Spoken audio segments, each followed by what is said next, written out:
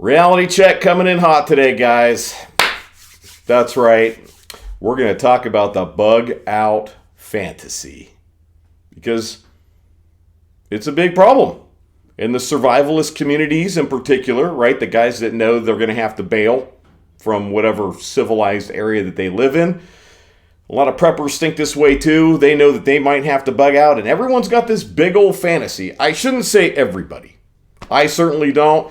And you know what? A lot of my subscribers, you guys are super smart. You got your heads screwed on straight, and I don't think that you guys necessarily have some crazy bug out fantasy either. But let's get into it. We're going to talk about it today because we need to be realistic about what's coming, guys, if we want to make it through. So what is this bug out fantasy that this efficient in the field guy's talking about? Well, it's the idea that a lot of people have that when the shit hits the fan, and it really doesn't matter what variety, right, dudes? It doesn't matter if it's like severe economic collapse, civil war, nuke war, EMP, doesn't really matter. So we're not going to get into that. It's just that the shit has hit the fan and you've decided that things are too bad where you are and you're going to bail and you're going to go hit the woods. And a lot of people, their plan is to bail and hit the woods at the first sign of this. They're not going to wait and see how bad it's getting. They're out, you know? And lots of dudes are like, yeah, man, I never have to go to my 9 to 5 ever again or stand behind smelly people in Walmart. You know what I'm saying? That's the perspective. They're looking forward to it. They want to throw all their shit in their truck, you know, or hitch up their travel trailer, you know what I mean, and bail and head out to that magical spot. What could go wrong? Nothing, right? It's going to be sick, man. You're going to get to bail on all the shitty details that come with living in a civilized modern society like ours. You know, you're going to hop in your truck. That thing is going to run like a top. You know, Murphy's Law, it's not going to screw with you at all, man. You're not going to have any kind of breakdowns, no issues, no roadblocks, nothing like that. You're just going to cruise right on through to your hot freaking bug out spot. There isn't going to be people parked on the side of the road with 1 gallon of gas left in their tank, a gun in their lap, and no food and water, wondering what they're going to do next. That's not going to be an issue. You know what I'm saying? You're just going to, all the lanes are going to open for you, and bam, you're going to make it up to your bug out spot. And when you get there, no one's going to have beat you there. Nobody else has ever thought about going to this same spot. It's almost like it's a campsite that was reserved just for you. You're going to get there, unhitch your trailer, and it's going to be like camping, but better because you don't ever have to go back to that 9 to 5 again. The game is just going to throw itself at you, man. Even if you're that dude that has a hard time filling his deer tag every fall, they're just going to come and hang out right at your zeroed distance from your long gun from your trailer. All you got to do is stick the damn thing out the window, boom, take a shot. And, you know, since you can clean game and butcher it and all that in 5 minutes, nothing's going to go bad.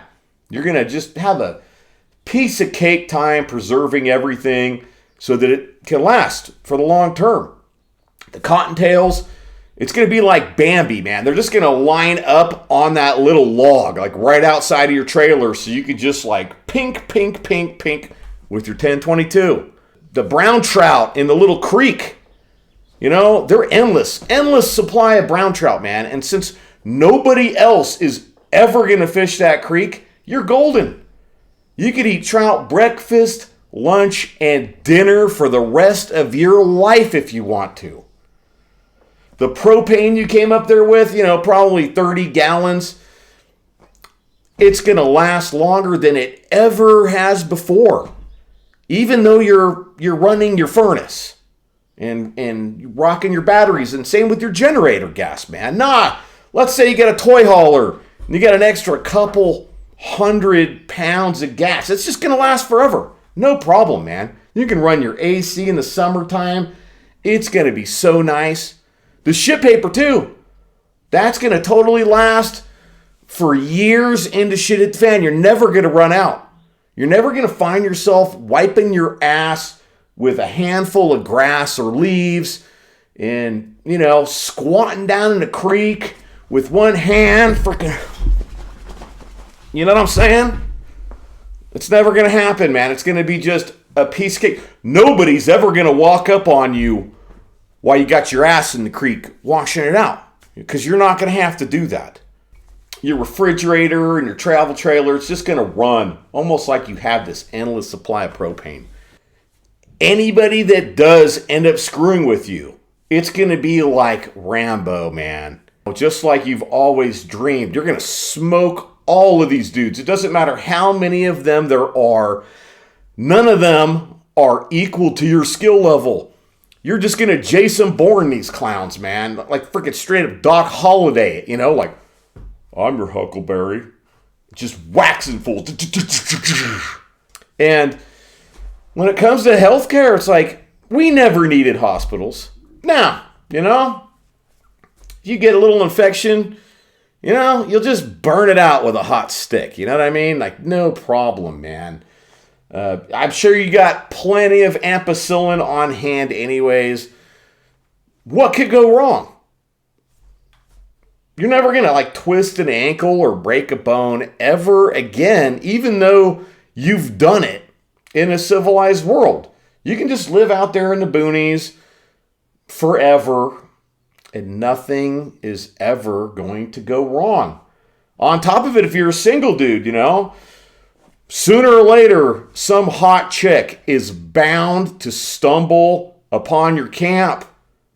That's totally going to happen. She's going to be like, hey, baby, I'm so hungry and cold. Can you keep me warm and feed me? I'll do anything you want. And y'all going to hook up out there, living the little fantasy dream out and shit hit the fan while everybody else is having a completely different experience. You're going to have babies because, we don't need health care for that anymore. It's not like 1 in 3 women died in childbirth back in the day. Nah, that never happened. That 24-pack of silver bullet you made sure you always kept in your freaking fridge, man, that shit's going to last forever along with the few bottles of whiskey. You're never going to run out of the good shit. Your boots, they are going to last forever. You only brought a couple of pairs, but they're going to be golden through shit hit the fan. The worst stuff you can imagine, they're just going to breeze through it. It's not like I burnt through 3 pairs of combat boots in Ranger School, which is short. No, that didn't really happen. So hard-used boots, they're going to last you the rest of your life and shit hit the fan. You'll never have to go barefoot. You'll never be out there scrounging for shoes, boots, or making moccasins. It's just not going to go that way. The winter in your travel trailer, man, it's going to be a breeze. Because remember, you're never going to run out of propane. So that furnace is just going to keep cranking. And you know what? If it did run out, all you really need is a couple of deer hides that you can throw over top of your sleeping system, right? Because you know how to tan those. You've practiced. You read a book once. Let's go with that. You read a book once. You know how to tan deer hides. So you're just going to throw a couple extra layers on and you'll be good. And no matter how much snow load you end up seeing on top of that trailer, the roof will never collapse. It will never develop leaks. It will never rot. It will never be filled with black mold. It's getting hard to keep going at this point. I'm sure some of y'all can think up some more just super sarcastic ass remarks about the bug out fantasy. Comments down below, dudes. Hit it up right now. Make sure you like the video while we're at it because that's going to help with the algorithm. Let's talk about the realities though, guys. Because that was fiction. That's not how it's going to go. And why can I say that? Who is this efficient in the field dude to tell me that my little bug out fantasy is unrealistic? Well, for those of you that are new to the channel, my regular viewers, they know this, but I've been a survivalist for 40 years. But I went and did 8 years off grid, and a lot of that way out in the boonies, and also a lot of it at the edge of the boonies where I still had to deal with people regularly to a degree and hide my activities from them, which is probably going to resemble shit hit the fan more than being super remote and not having to deal with anybody. So I've done both, dudes. I've also spent plenty of time in big cities and applied my survival trade to that as well. So, dudes, I've kind of lived a lot of years that mimic shit hit the fan to a degree plus resupply. Because that's what you're really going to see in shit hit the fan. No resupply. Have you guys ever heard the saying, the more you do, the more you screw up? It's just a numbers game, dudes. It's true, right? Matter of fact, I'll tell a short little story here. One of the jobs I was working at was very much focused on efficiency. And it hauled everybody into this room and started putting numbers on the board. And they were like, efficient in the field made the most errors last month by just a slight little bit. And we're talking measurable errors, so order entry stuff, even though I was doing all kinds of other things for this company. I had made the most errors, but when it came down to it, my number of transactions absolutely crushed everybody else. So not only did I get way more shit done, I had more errors because that's how it works. Even an excellent employee is going to make errors 1% of the time. An excellent employee, the kind you should never, ever get rid of. So let's think about shit hit the fan and bugging out, dudes, because the reality is that bugging out, there's so many things that could go wrong. You have to get a lot done. There's a lot you have to do. And the more you have to do, the more things can go downhill for you. Whereas if you're a prepper who's done all this preparation in advance and you're going to shelter in place and castle doctrine it, how much do you have to get done every day rocking that kind of approach to shit hit the fan? It's a whole different ballgame, right? From being out in the boonies and having to supply yourself with everything because you didn't prepare in advance. Like maybe you prepared with a little bit of kit and some skills, okay? But now you have to get everything done, man. You got to get all your hunting done. You know, you have to preserve all your food for the winter. Think about that. Winter is always coming, guys. I want you to think about that and shit hit the fan. Winter is always coming. It does not matter if it is April 1st. You need to think about every day like winter is coming. I have so many months before the snow hits. I have so many months before, the greenery freaking dries up and it's getting cold. And I'm going to have to heat my structure, whatever it is, to keep my ass alive. Wow, my beard is crooked as fuck right now. Just one of those things out here, man. You know what I'm saying? The wind's blowing constantly. If I stand at one angle for like 20 minutes, this thing is like over here for the rest of the day. And it's not even shit hit the fan yet, man. But in shit hit the fan, your beard's going to be fine. It's going to be rocking it. It's going to be straight as an arrow. Never going to do any of this weird shit anymore. Just getting to your bug out spot is going to be a chore in shit hit the fan. The reality is that a lot of us are like, oh yeah, I'm going to bug out before everything gets crazy. Are you really though? Do you know that for sure? We don't even know what scenario we're talking about. That is not a for sure thing, man. I mean, obviously you need to be paying attention to current events, like throughout the day, if your plan is to bug out, which is a terrible plan, by the way, guys. Bugging out is not where you want to be. You want to be in the right location to survive shit hit the fan right now. Location, location, location. And you want to be living like you're already in shit hit the fan.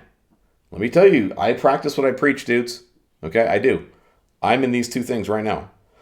Now, yeah, I do have refrigeration. So if the 110 went out up here, my biggest immediate concerns are going to be security and then preserving what's in my outside freezer, because that's where I have a lot of protein and fat calories stored, frozen livestock that I grow here on the ranch. I have solar power. I have the means of getting water out of wells. I have the means of growing my own food. I I have livestock. I have the means of cutting firewood. The house runs on a wood stove. I don't have central air. I don't have central heat. I almost wouldn't notice, to be honest with you guys. I'm not real dependent on 110. I'm not. I just don't use it that much. I watch a movie a little bit with the family later at night, and we use it for some lights. But like I said, I've got solar power. I can set up an LED and rock it and all that kind of stuff. There's the wife. What's up, baby?